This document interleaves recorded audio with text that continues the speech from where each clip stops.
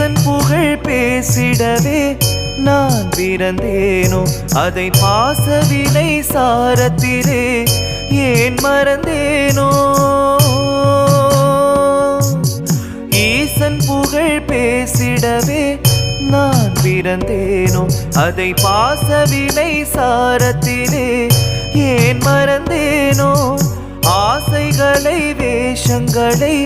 நான் விடுவேனோ அந்த மாசகன்ற சோதியனை சேர்ந்திடுவேனோ தூண்களில் ஆவான் படைத்தான் தூயவன் அவனே கழல் தேடி வரும் கண்களுக்கு தாயானவனே